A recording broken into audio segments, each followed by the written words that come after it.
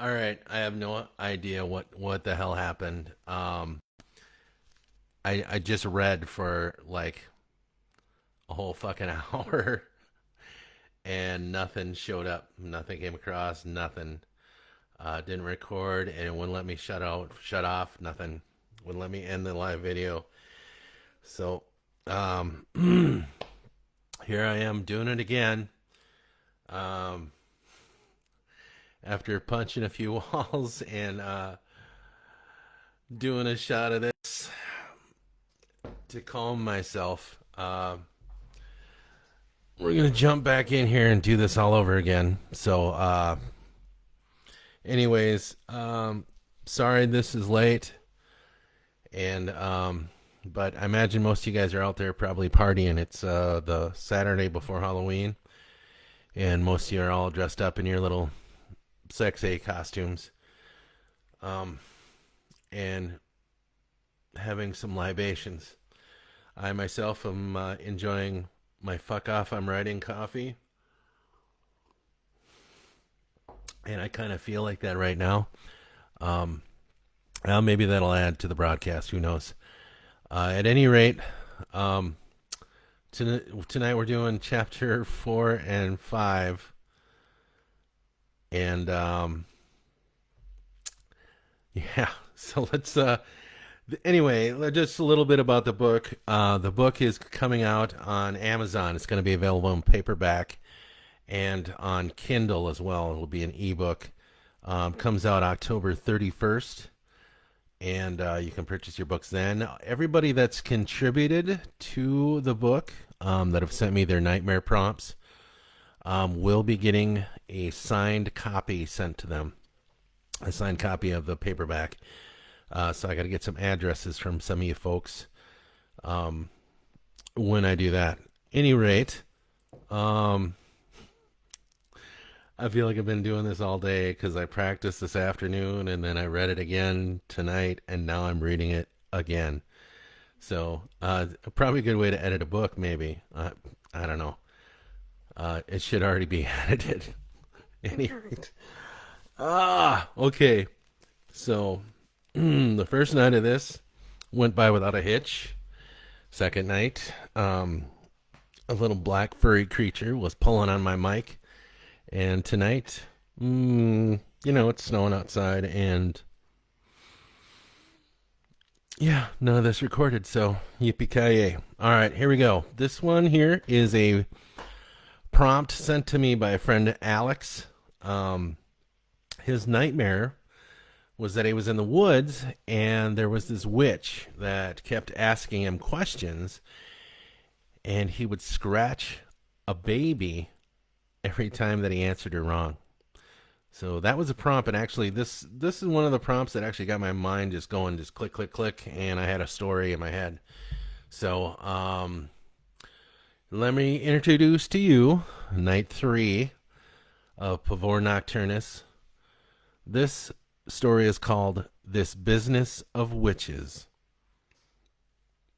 I just had a thought. This would be really cool if I dressed up like the creeper from those old horror comics. Anyway, yeah, that's that's a lot. Okay, maybe when I start getting more subscribers and I start making YouTube cash, then I can afford all of that stuff. Okay. Anyway, this business of witches. Alex looked at the contract before him and sighed. So, he said in a quiet, emotionless tone, there's not a goddamn thing I can do, is there? I'm afraid not, his business lawyer, Seth Eno, said, regrettably. He's got you by the balls, so to speak. Alex Perfetti had come a long way from the Minneapolis music scene. He struggled in the hip-hop world because no one would take a Midwestern Sicilian boy seriously. But he did have street cred. He just wasn't the type to brag about it. And now here he was in New Orleans, owner of one of the top R&B indie record labels in the industry.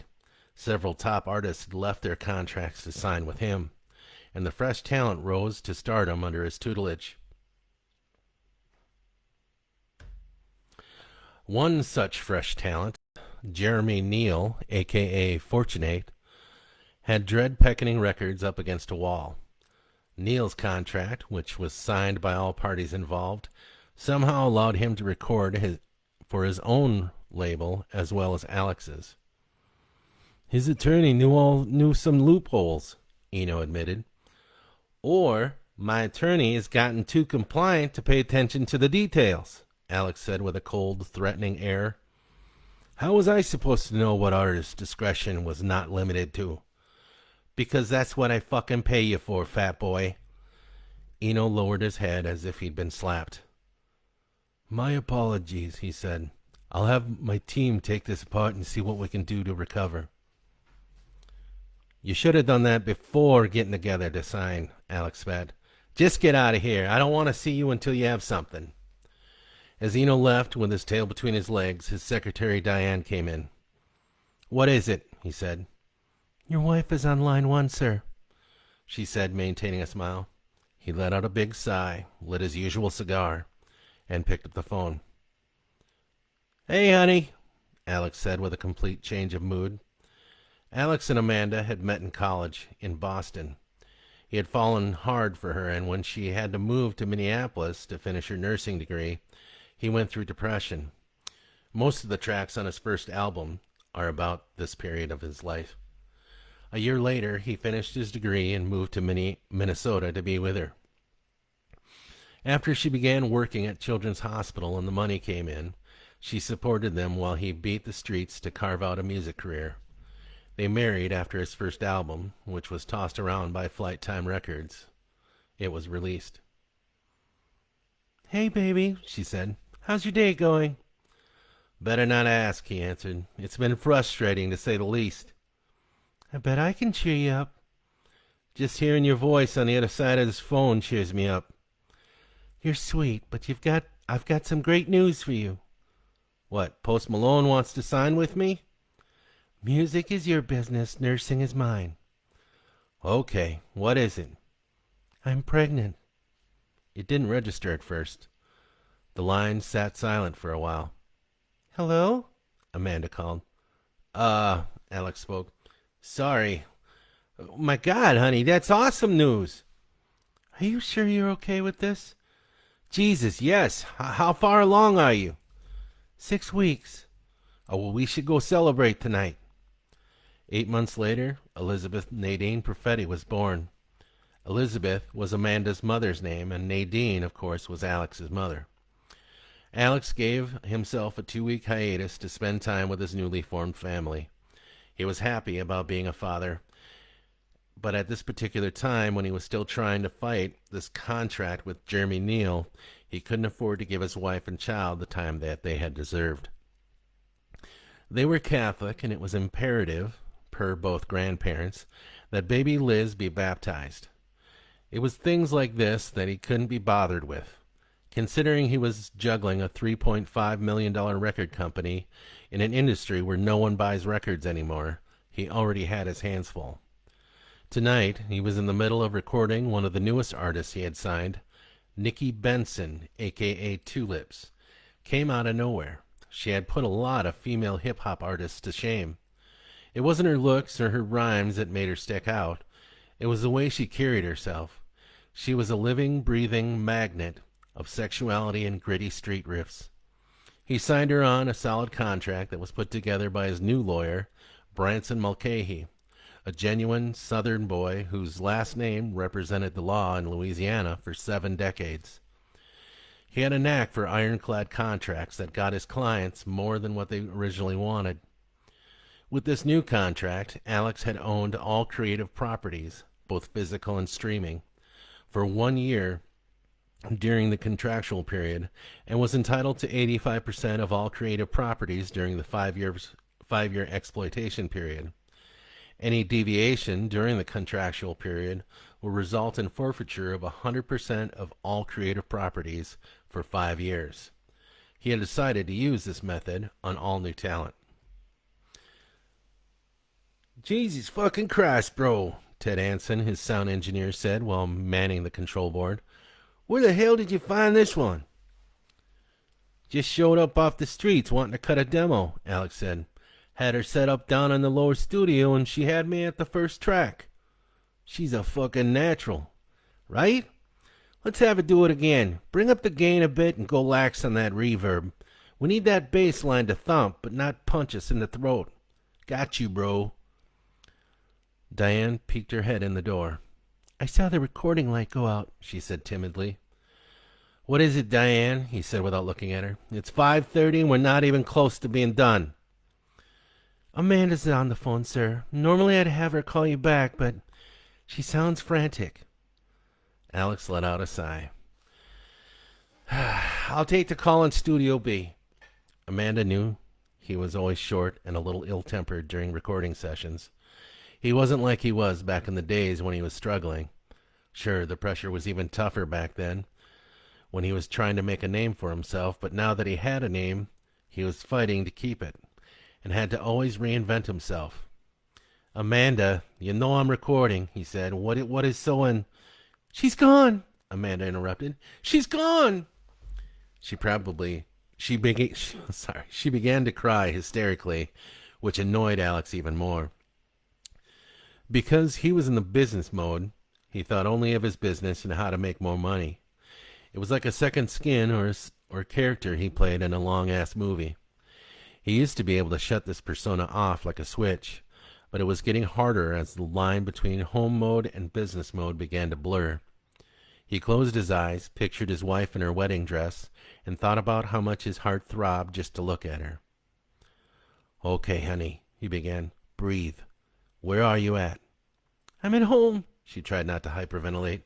I just put her down for her afternoon nap. I just went to check on her and... Oh my God, she's gone. I've looked everywhere. God, I don't know what to do. Did you call the police? No, I'm sorry, baby. I called you right away. Okay, call the police. I'll be home in 30. God, please hurry. I need you to log on to the computer and save all the video on the nursery cam, okay? We'll need to show that to the cops. Okay, please, hurry. Motherfucker, he shouted as he slammed the phone down. He walked into the studio. The recording light was greenlit. Ted turned around with a sour look on his face. Sorry, Nicky, he said in the studio mic. We'll try it again in a few. Take 5. Then he turned his attention to Alex. What the fuck, man? This has been the best take all fucking day. First of all, chill your fucking ass down. I'm the boss around here, fucko. Second, I've got to fly. There's an emergency at home. Third, I'm sorry for interrupting. Keep up the good work. With that, he walked out of the studio, telling Diane to take a message of any calls and route the important ones to his producer. Is everything all right, Mr. Perfetti? She asked. What do you think? He said, not slowing down. I'm sorry. Of course, sir. Good luck. He stopped. He was slowly, and I mean slowly, shifting into home mode. Yeah, I'm sorry, Diane. Everything is not all right. I appreciate your concern. I'll be in touch when I know more. Thank you for holding the fort down for me. Diane let a smile form on her lips, and she wished him luck again. When Alex approached his Bugatti Veyron, he stopped dead in his tracks. Leaning on his black and red roadster was Jeremy Neal, his gold tooth glimmering from the streetlights. You got a lot of nerve showing up here, Alex said coolly. Still got a couple of months on the contract, Neal said. Fairly sure I got every right to be here. I don't have time for this shit, Jeremy. Get off my car. I've got things to do. Jeremy straightened up, grabbed a bandana out of his coat pocket, and wiped down the spot where he was leaning on. Got a baby to rescue? Neal said coyly. The fuck you know about that? Rage was beginning to build in Alex's fists. Easy now, boss man. You hurt me. You'll never find out what I know. Alex grabbed his coat in his fists and got nose to nose. Tell me what you know about my daughter, motherfucker.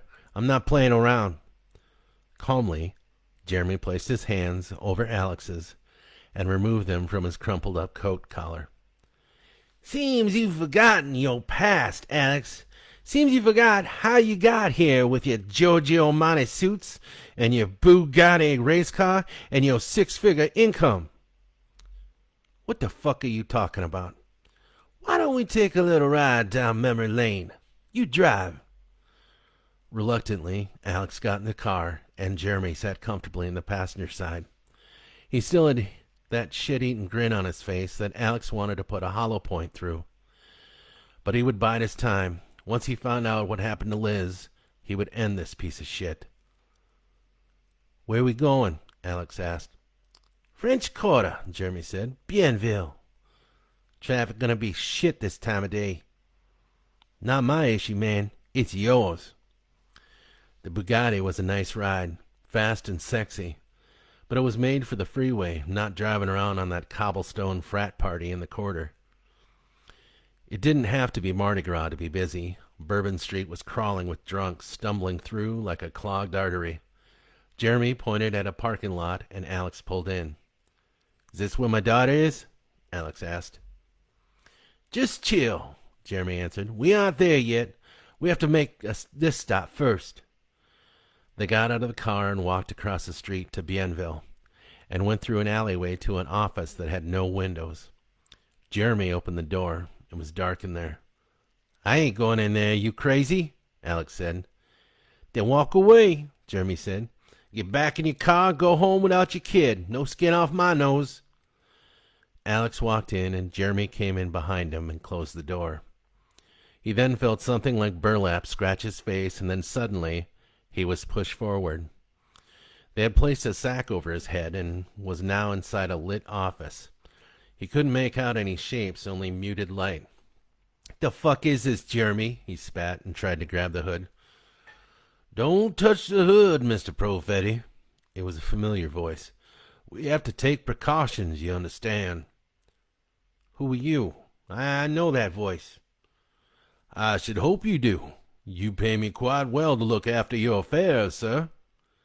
That southern drawl mixed with a little Creole was remarkably familiar. A voice that could charm the pants off a nun. "Mulcahy?" Alex deduced. "What the fuck is this all about?" "Just have a seat, Mr. Profetti. I'll explain everything. Please." Jeremy helped him into a chair. It was getting hot in the hood, and that faint swamp smell from the burlap was making him nauseated. "Now, Alex," Branson said in a professional tone, "my client has come to me with a bit of a conundrum. Since I represent the both of you, I thought perhaps we could all just negotiate out of court and handle this like the gentlemen we are." "Is this about Neil's contract? Jesus fucking Christ, man. I thought we were going to take care of this." Mulcahy chuckled a little. "My dear boy, I don't represent Mr. Neil, and this is not about your contract with him. This is about your contract with another client of mine." "Who?" "Do you recall a woman by the name of Elphaba LaRue?" "Elphaba LaRue?" Alex paused for some serious thought. "Nah, doesn't sound familiar. LaRue sounds vaguely familiar, but yeah, that first name, it doesn't ring. She may have gone by another name. In either case, do you recollect your dealings with her?" He didn't. He thought hard about all the street musicians that had knocked on the door of Dead Peckening Records, and the name LaRue didn't ring a bell, surprisingly, since that name would have been common amongst the folks of New Orleans. "I don't. Sorry," he said beneath the hood. "What does this have to do with my kid?" Mulcahy ignored the question. "According to my client," he continued, "you signed a contract with her." "I told you I never signed any contract by the name of—" "I, the undersigned, do hereby pledge my firstborn child to Madame Elphaba LaRue, in exchange for the services rendered by E.L. and or the covenant of the coil. Services rendered will be the success of undersigned's musical endeavors, not to exclude any side creative endeavors that may result. The undersigned retains the rights to all material gained and accumulated from signed date. The undersigned promises under penalty to relinquish all parental rights to said firstborn and promises under penalty to not have any contact, i.e., physical, verbal, electronic, or otherwise, with child for the remainder of their life. Child must be surrendered before any ritualistic anointment, i.e., baptism. Signed, Alexander P. Profetti. Alex let out a sob. He remembered.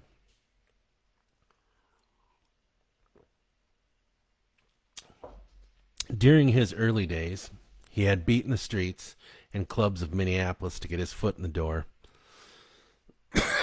Many doors slammed in his face. Amanda had spent the $3,000 in their savings account to purchase a cheap, low-level sound mixing system for his petty, ratty Dell laptop. Then there was the equipment and the talent he borrowed from other musicians just to cut a demo tape.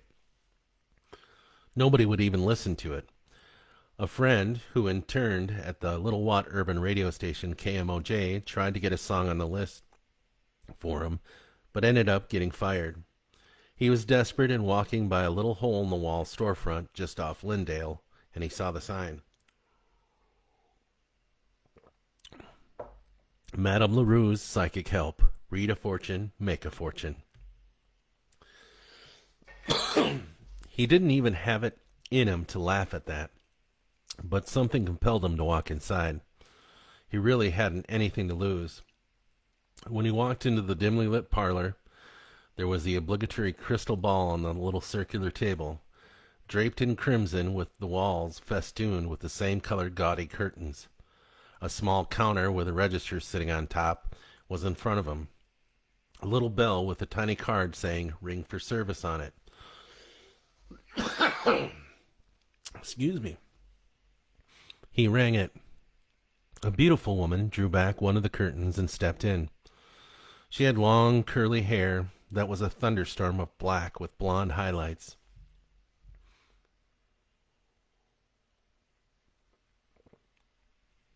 She could have been tan, but her makeup was on thick and gave her a pale complexion like thick cream. "Welcome," she had said. "Please, have a seat." Alex walked hesitantly to the chair opposite her. She watched him with heavy-lidded brown eyes that were almost black. "You come in here with a black cloud surrounding you. Perhaps you've come seeking some healing?" Alex really didn't know why he was here. He only knew he was desperate. "I don't think I need healing." "To speak with a loved one across the great abyss?" "Nah, nothing like that." "I can do several things for the downtrodden, the grieving, the cursed, even the dying. But you seek something else." I want to be successful." "So, you're a man who finds success by the material things one can hold in their hands or wear on their bodies, then?" "I want to be a musician is what I want. A successful musician." "Do you currently play music, or are you unable to play for some reason?" "Well, I still play music, just not, I don't know. I'm not famous. No one will listen to me." "If you paint, but don't sell any paintings, you are still an artist. If you've written 1,000 novels but haven't published any of them, you're still a writer. If you play music but don't have a recording contract, are you still not a musician?" "Well, yes, but you want fame and fortune. You don't want to play music. You want to be rich and famous." "Why, I still want to play music, but I want all that other stuff, too. I want to be a name." "I am not a genie, you understand." Well, yeah. I cannot grant wishes. That's not how things work." Is there anything you can do for me?"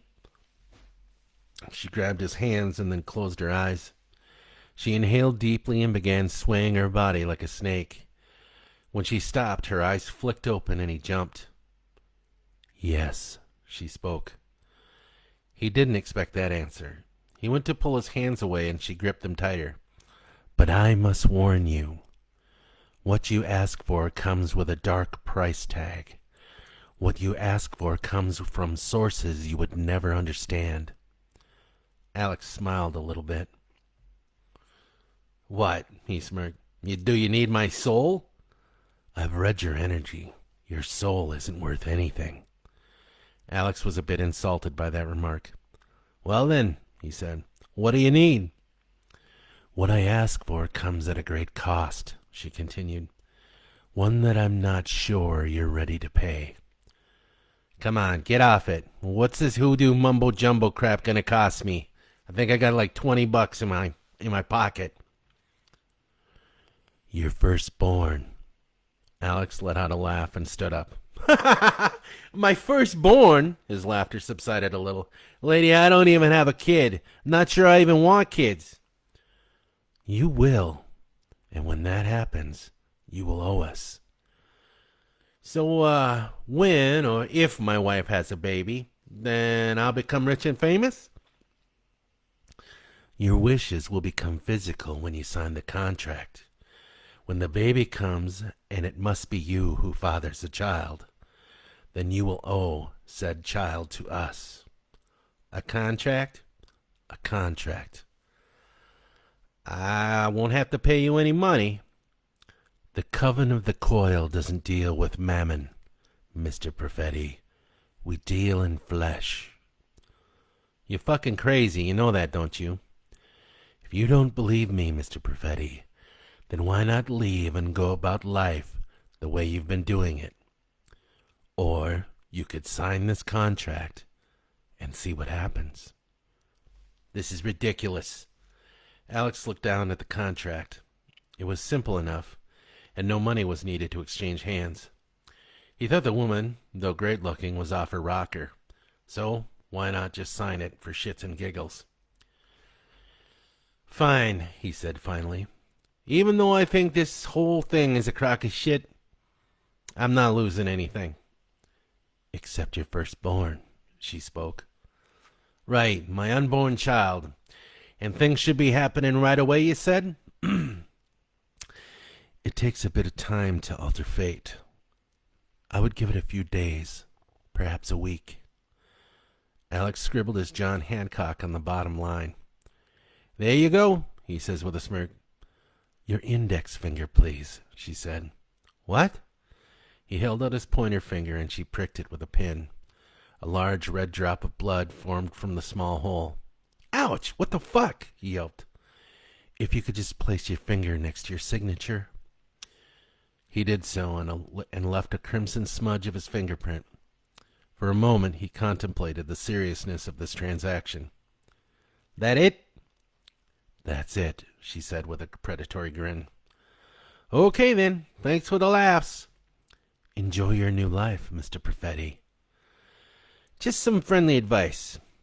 You're not going to make a lot of money selling your services for the cost of unborn babies." "Like I said, we deal in the flesh, not mammon. Good day to you, Mr. Perfetti." It had been about a week later when he was playing a gig at the Caboose. A producer from Flight Time Records had been at his show and left him his card. Another week and he was recording his first album, Alexpeditious. A month later, his first single, Ain't No Prince, was being played out of KMOJ Studios. His song held number 5 in the underground pop charts and number 2 in the indie hip-hop charts. A year later, he received Top Breakout Album at number 1. Now, here he was. He had the success he was looking for, not even thinking twice about the contract he had so carelessly signed a few years ago. I didn't realize she was legit," Alex said with a heavy voice of regret. "I thought, I don't know, she was a sham." "But look at you," Mulcahy said. "You're at the top of your game now. And just as the contract says, You must surrender your daughter to my client. This is fucked up. Legally binding, nonetheless. Where's my daughter? She's in the next room. I'm waiting for confirmation from the hospital to make sure the DNA matches yours. Once that is done, I'll have you sign parental rights over to my client, and we can deliver the package. Confirmation from the hospital? Mr. Perfetti, Alex, my client has a huge influence here in NOLA. If her organization needs things done, they get it done. Why is this piece of shit here? Mr. Neal was hired by my client to bring you here. Terrific. The phone rings. It's the hospital, and the DNA is confirmed. Mr. Neal? Mulcahy motions to Alex. What the fuck is going... Alex barks, but is knocked unconscious with something that feels like a metal pipe. Inside Alex's head, he can hear the blood pump back and forth in his heart. It is distant at first, coming from somewhere in the blackness. Then it slowly gets louder and louder until it starts drumming on the head wound he was given by Mr. Jeremy Neal. He opens his eyes, and he's no longer encased in a burlap sack. He's in a damp room that smells of swamp mud and rot. He also finds that he is bound to a wooden chair by his wrists and ankles. He's in the room alone, except for maybe a few hundred mosquitoes which happily suck away at the blood available wherever he has exposed skin. "Hey!" he shouts. "Hey, where the fuck is everyone?" There is no answer. After several tries, he soon hears the wailing of a baby. "Lizzie!" He tries desperately to loosen his bonds. "Don't you dare hurt a hair on her!" The door opens in front of him, and Jeremy walks in. He says, "That temper of yours. Fuck off. Where's my daughter? What are they doing to her?" "Your daughter? She's not your daughter anymore. She belongs to the coil." "Let me loose, motherfucker." "That's what I'm here to do. But you need to calm down first. Can't have you meeting the coven like this." Jeremy produced a knife, one of those long, jagged ones, and cut the ropes binding Alex. When he gets to Alex's wrists, he does it slowly and accidentally cuts one of his fingers. "You fucking shit," Alex says, and catches Jeremy on the side of his head. When Jeremy attempts to stand upright, Alex tackles him to the ground and lands 3 rabbit punches to the bridge of his nose. He grabs the knife that is dropped on the ground and shoves the blade just under Jeremy's chin and keeps pushing until it reaches his brain. Alec watches. The lights go out in Mr. Neal's eyes. Alex takes the knife out and wipes the blood on Jeremy's shirt and then heads out the door. His daughter was still crying somewhere in the distance. He followed the echoes through the dank hallways until he came to a set of thick crimson curtains. He pushed his way through them with the knife sticking out in front. A large group of women stood around with nothing on but hooded cloaks that were left open in the front. Within the middle of their number stood 2 large candles on golden candlesticks. In the middle of the candles, Elphaba stood, holding his daughter, Elizabeth. "Give it back to me," he demanded, "or so help me God, I'll kill every last one of you." Elphaba raised her right arm. On the end of each fingertip was a metal claw, razor sharp and glistening in the candlelight. She brought the claw on her index finger across the baby. Her skin split open from her forehead to her belly button. Elizabeth let out a scream that almost shattered his eardrums. "Stop!" he pleaded. "Please, stop!" "Then drop the knife, Mr. Perfetti," the witch said, "or I bleed your daughter's soft baby skin and render her to ribbons."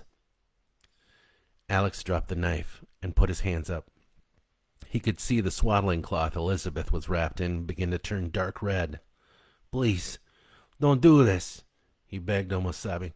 "Take me instead, just please." "I told you before, you are worth nothing to us. Did I not come through with my end of the contract?" Yes, you did." "Then is it not my right to claim this ball of flesh as property of the coil?" "But I didn't think that—" "You didn't think what, Mr. Perfetti, that the contract was binding? I didn't.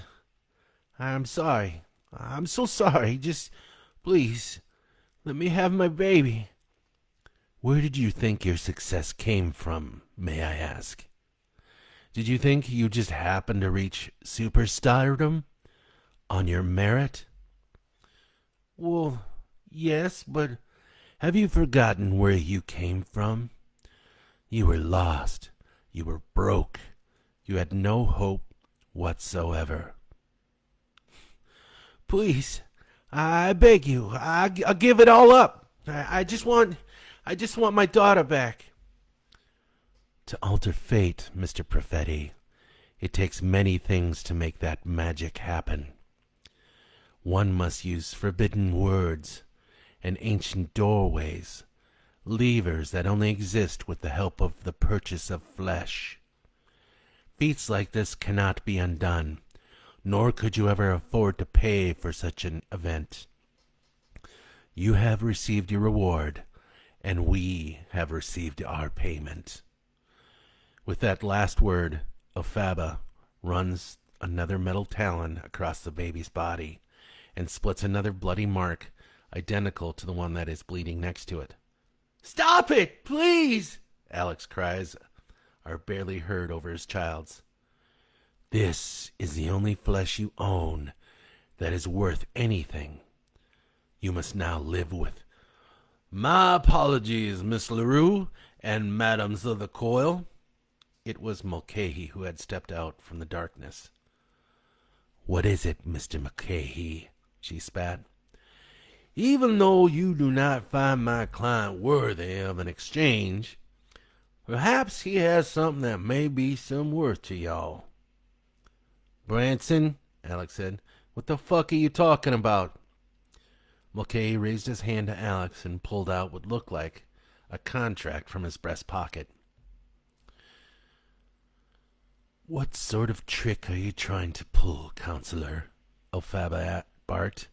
My patience with your type and your gender is very short. If I may show this contract to my client, madam. Mulcahy, Alex took the contract and then back at his lawyer. What the fuck are you doing? 1 minute, Mr. Perfetti, he said, and then turned his attention to the witch. What my client is holding in his hand is the recording contract for one Nicky Two Lips Benson, the latest recording artist signed on to Dead Peckanin Records. What does this have to do with, if you please, madam? Miss Benson was the only daughter born to Baptist minister Franklin Benson. She comes from a long line of preachers. You've piqued our interest, counselor. Continue. Well, Mr. Perfetti is holding a contract that entitles him to everything she produces. Everything? Everything. This includes, if Miss Benson gives birth, that baby belongs to Mr. Perfetti. It just so happens that Nicky Two Lips Benson is currently late on her menstrual cycle. How the hell do you know that? Alex asked. You pay me to know everything about your business, Branson winked at him. Elphaba removed her hood and looked at Alex. Would you be willing to make this trade? She asked. He paused for a moment, thinking about what a horrible alternative this was, but he hadn't really bonded with Nicky, and this was his daughter's life that he was bargaining for. Yes, he said with shame on his voice. Elphaba turned to her coven. I ask you, my sisters of the coil, do you agree to the terms of this agreement? If so, then give out a hiss. The coven hissed, and it made Branson and Alex nervous. It sounded as if they had been standing in a snake pit. Your finger, Mr. Perfetti, Elphaba said. Alex produced his finger like he did several years ago, and she pricked the tip with a needle. She pushed it all the way to the bone, and he winced. You know what to do, she spoke. He pressed his bleeding finger to the contract. Afaba took her 2 fingers and wet them on the blood that was leaking from his crying daughter, and ran them first along Alex's forehead down to his lips, and then onto the contract. "The contract has been bound," the witch announces to her coven, and the coil hisses their acceptance.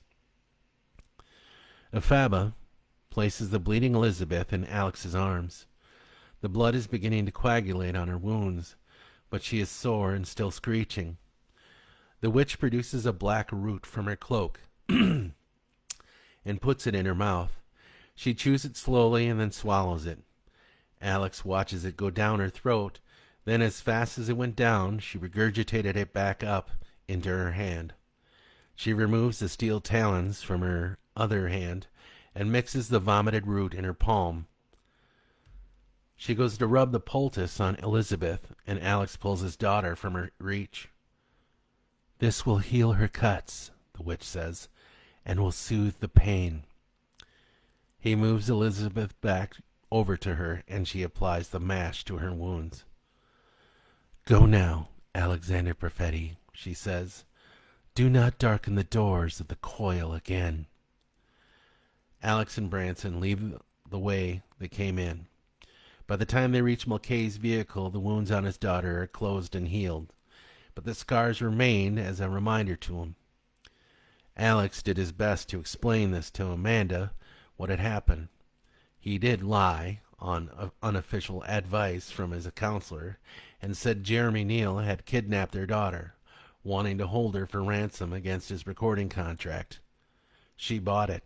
2 days later, Elizabeth Nadine Perfetti was baptized in St. Agatha's Catholic Church in Minneapolis. The priest, a Father Gerald Lopez, could have sworn the holy water sizzled when he anointed her head, like peroxide on an open wound. Alex was questioned by New Orleans police detectives regarding the death of one Jeremy Peter Neal. After several hours of questioning, he spent 6 days in jail until the investigation was done, and it was found, with the help of Counselor Branson H. Mulcahy, that Mr. Neal had indeed kidnapped the daughter of Alexander and Amanda Perfetti in order to extort dead Peckening records. Alex was cleared of manslaughter charges. 10 months after this incident, the infant son of hip-hop superstar Nicole Tulips Benson went missing. The child was never recovered, despite an Amber Alert that had produced several thousand fans and police officers searching the entire state of Louisiana and the swamps therein. A year after this search, Miss Benson was found dead by apparent overdose, pending results from the Orleans Parish coroner. And that, my friends, is the first of tonight's readings. I will be going into the second reading here in just a moment. The second story comes from a friend that I graduated with, Linda, and she was actually in a few classes of mine, and I used some of those memories when we were kids to put into this story. Her dream, or her nightmare, was about when she was about 8 or 9 years old, and she was at this A-frame church, and there was this wooden deck that was also an elevator that went to the roof. And when they got up to the roof, it was flat, and there were werewolves up there, and they had thrown her down onto this aluminum boat, and she tried to tell her parents, and they didn't believe her. And she kept having that dream over and over again. And with that, I came up with the Church of Saint Skinwalker. So, without anything further ado, let's get into it. Linda peered into the mirror. Her reflection repeated her moves, and she frowned at the freckles on her face.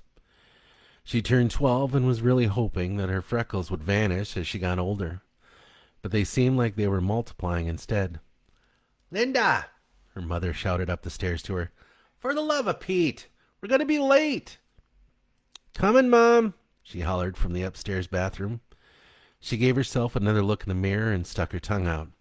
Her strawberry brown hair was in pigtails.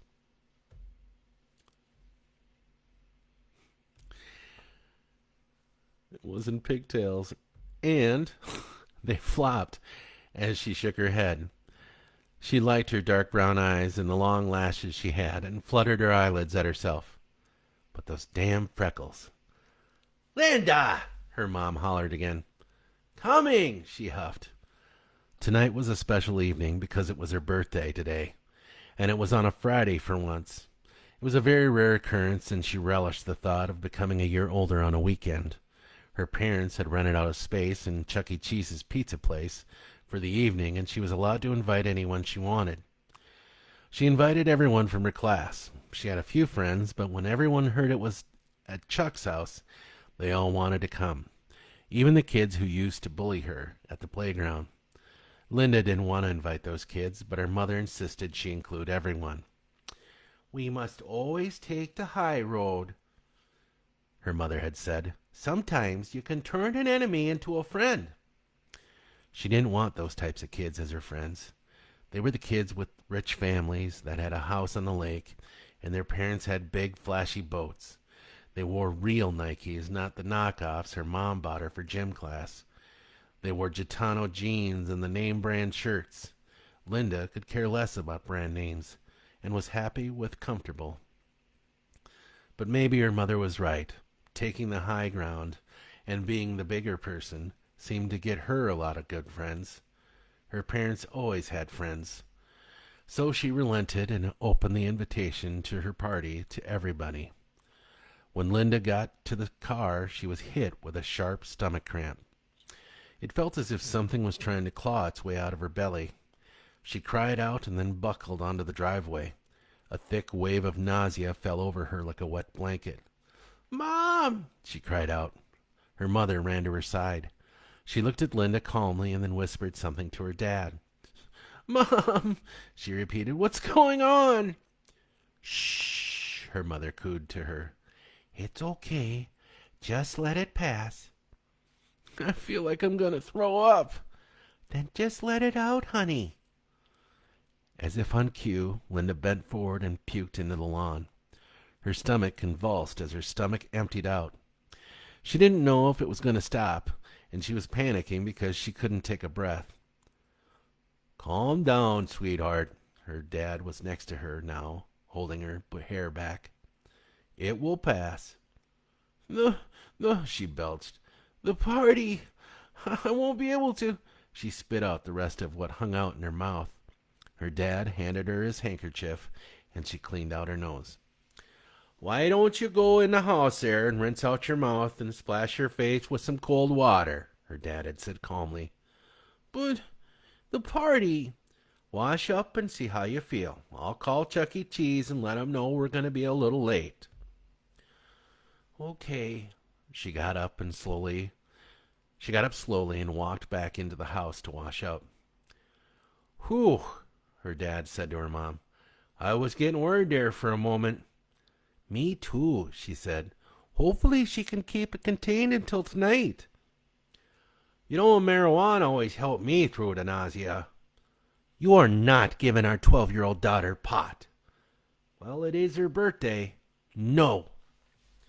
Linda came out faster than she went in. The color had returned to her face, and even better, there was that quiet smile on her lips that brought out her dimples. Feeling better? Dad asked. Much, Linda answered. Then let's go to get some pizza. Chuck E. Cheese in 1982 had oodles of video and carnival games in which you could win tickets. You could take the tickets to the gift counter and pick out a large plethora of cheap novelties. They also had animatronics of Chuck E. Cheese and his band that would periodically sing you a song. It was quite frightening when you thought about it. Yet, so are clowns, and we still try to entertain kids with them. Linda loved skee-ball, and she was extremely gifted in that ball toss.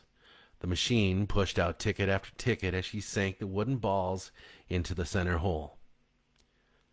You got like 120 tickets so far. Gary said with wide eyes beside her. Gary Winthrop was her best friend. He was a gangly boy with puffy lips that stretched over a long mouth and deep sunken blue eyes. His parents were poor, and he regularly wore the same clothes all week. He was always bullied by the rich kids in Lake Pleasant Middle School, and Linda had always defended him. The two were constantly teased about always being together, and most would sing the KISSING song to taunt them. They never commented back to the other kids, except for maybe one hapless teaser who got a good kick in the shins from her wooden clog. "Aren't you going to play anything?" Linda asked, still concentrating on her ball toss. "I already did," Gary said sadly. "I only got like 20 tickets. "You're already out of tokens?" "Yeah, I'm not very good at these games." Linda paused for a moment to pat him on the shoulder. "Here," he said, handing her his small folded bundle of tickets. "Take them. I couldn't get you anything for your birthday, so maybe this'll do." "You keep them, Gary. I've got plenty, and I'm sure I'll be getting gifts anyways, but thanks." Gary gave an awkward smile and then scanned the counter with all the prizes. "Oh," shouted Brent Rosemont, "ain't you too cute?" "Just ignore them, Gary," Linda said, going back to her game. "Linda and Gary sitting in a tree," Brent recruited the voices of a couple of his friends. KISSING. First comes love, then comes marriage, then comes Gary in the baby carriage. "Give her a kiss," Kelly Jordan shouts to Gary. "Give her a big wet old birthday kiss." Gary's face was beet red, and he ran off towards the bathroom. They laughed, and Linda screwed up her last shot. She huffed and turned to these idiots who claimed to be her friends. "I hope you guys are happy," she snapped. "You want to tease us in school, that's fine. But this is a party, my party, and I would appreciate it if you'd stop." The chuckling stopped, and Linda ripped her tickets out of the machine and walked over to the prize counter, ignoring their smiles. "Time to eat, kids," her dad called. The kids jumped for joy and scrambled for their table in the other room. Linda ignored her dad and kept looking at the prizes. "Aren't you hungry, kiddo?" he asked. "I'm waiting for Gary," she said, not looking at him. "Oh, okay. Well, we've brought the pizza, and we'll be bringing out the cake after." "Why do kids have to be so stupid?" Her eyes had welled up a bit, but he could tell she was fighting them off. "I wish I had an answer for you, Linda," he said, squeezing her shoulder. "The important thing is that you're not like them. People like them are balanced out by people like you. Do you understand that?" "I guess," she said. "But it seems like there's more of them than there is of me." "Oh, honey, you'll see. You'll see that I'm right soon enough." "Yeah?"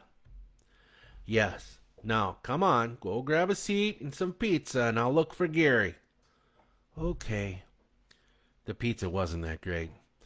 It was like cardboard, and the sauce tasted funny. It had a strange aftertaste. After a few bites of pizza, her mom showed up with a cake. It was a red velvet cake with a thick chocolate frosting. 12 sparklers sizzled atop it with "Happiest Birthday, Linda," written in yellow and red piping. After came the gifts. There were only ones from her parents and grandparents. A few cards from the number of kids who were there, but she didn't expect any from them. She didn't really know them well enough, and she was slowly realizing they were just here for the free game tokens, the free pizza, and prizes. Gary had picked out a plastic flower that had petals that would spin when you blow on it. He handed it over to Linda as a birthday gift. "Thanks, buddy," she said, hugging him. He blushed again, and then the rest of the kids began to tease. Gary tried to pull away, but she only held him tighter. "It's okay, Gary," she whispered to him. "Our friendship is bigger than their teasing." He slowly hugged her back. Grandpa began to sing happy birthday to her, and the rest of the group joined in. That's when she began to feel sick again. It crept up from deep in her gut. She half belched and half groaned. "You okay?" her mother asked. No, she answered. I don't think so. She ran to the bathroom and released the contents of her stomach again. The pizza tasted worse in the second go-round, mixed with the taste of cake. The gut pain was excruciating, and she wanted to die. Mom, she yelled. Mom, please help me. Her mother came running in. She held her hair back while she puked, rubbing her back as her body convulsed. You'll feel better in a moment, honey, her mother comforted. Just don't fight it. What's happening to me? Growing pains. We all get them. Growing pain? Another wave of nausea, and she puked again into the toilet. When she came up for air, her father produced a syringe, and she felt a sharp little pain at the base of her skull, and then the world began to swim away. And I'm going to go grab some coffee really quick. I'll be right back. Coffee, coffee, coffee. Coffee, coffee, coffee. Coffee, coffee, coffee, coffee, coffee, coffee. Coffee, coffee, coffee. Lots of fucking coffee. I like fucking coffee and coffee likes me. Alright. Ah, holy shit, that's good. Yeah. Alright then, where were we? Something about darkness. Darkness. She slowly opened her eyes, and the room she was in was dimly lit with candles. It was now night. Her head throbbed and her stomach ached like someone had been kicking her there, hard with steel-toed boots. Mom? Her voice was groggy. Mom? Dad? Relax, honey, her mom whispered. Everything's gonna be okay. What's going on? I don't remember what... Linda looked down and saw that 2 fur-lined cuffs were binding her to the chair she was sitting in. Mom, why am I... You'll understand soon, Linda. Her mother patted her hand. This is all just a natural way of things. Linda's eyes began to focus, and she realized she was sitting near the altar of her church. She noticed there were others outside on the deck that surrounded the building. Mom, she asked with a bit of fear in her voice, why are we at church? What's happening? Everything will be explained soon, her mother tried to explain. Please, be patient. How are you feeling? I feel like I gotta puke, and I've got a huge headache. That's totally natural, honey. Where is everyone, and why am I chained to the chair? Linda's fear was turning to anger. The confusion only fueled that fire. Just calm down, Linda. No, Linda spat. You need to explain to me why I'm chained up. And did Dad drug me? As the anger grew, her stomach tried to release what was left. And there wasn't much left, and it turned into dry heaving, making breathing nearly impossible. She was panicking and hyperventilating. Linda, her mother said in a sharp tone, calm yourself and breathe. You're in no danger, but you need to calm down.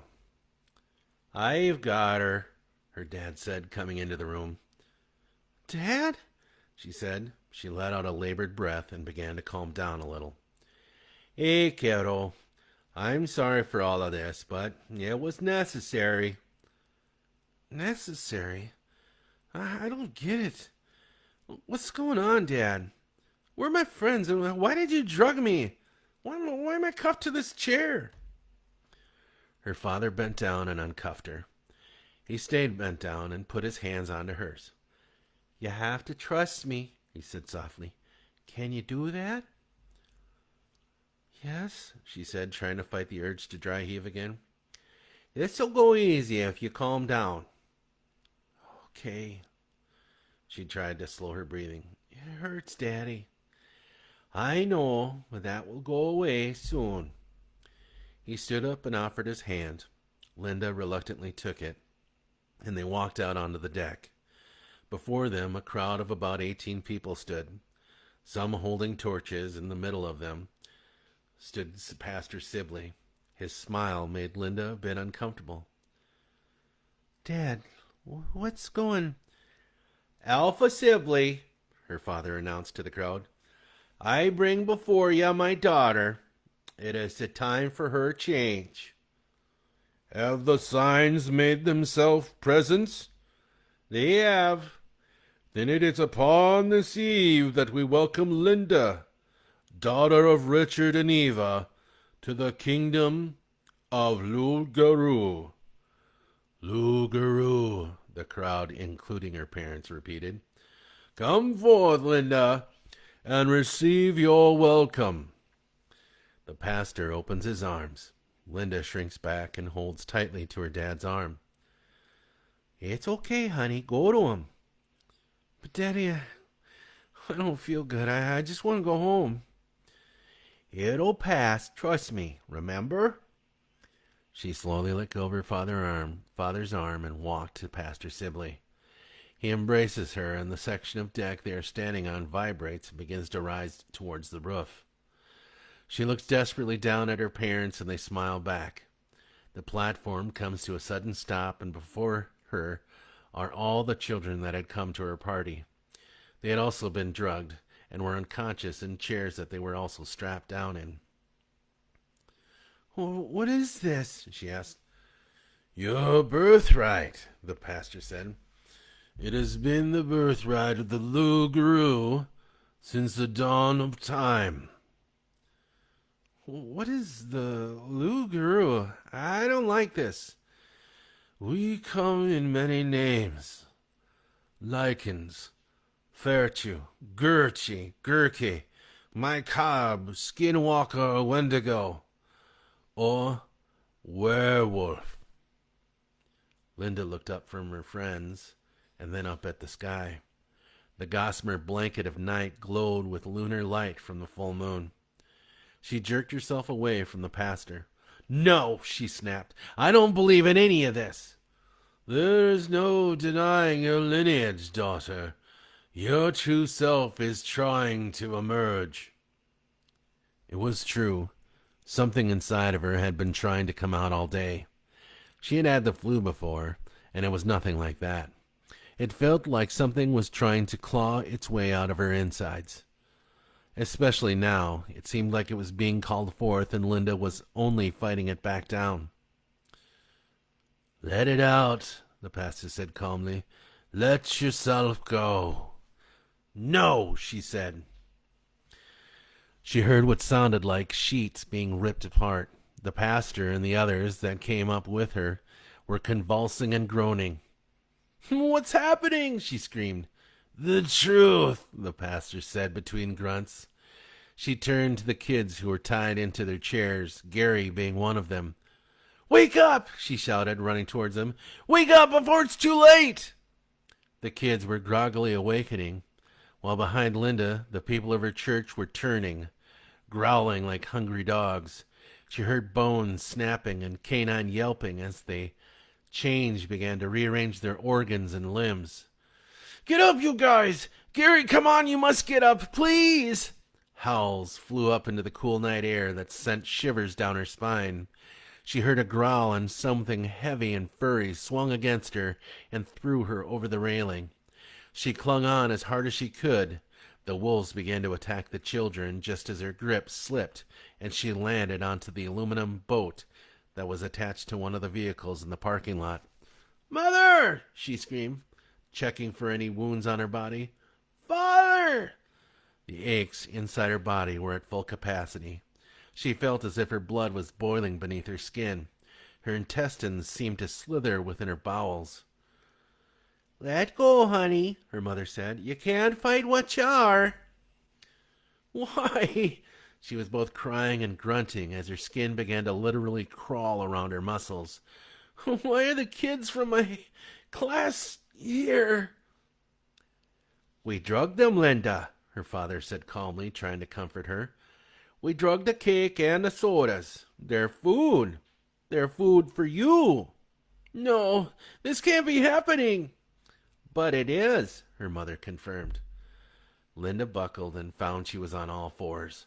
Her hands bent forcefully into claws as razor-sharp talons ripped through the tips of her fingers. Hair began to grow from her knuckles to her toes. She felt her patella pop and the fibula and tibia bones stretched out and moved backwards.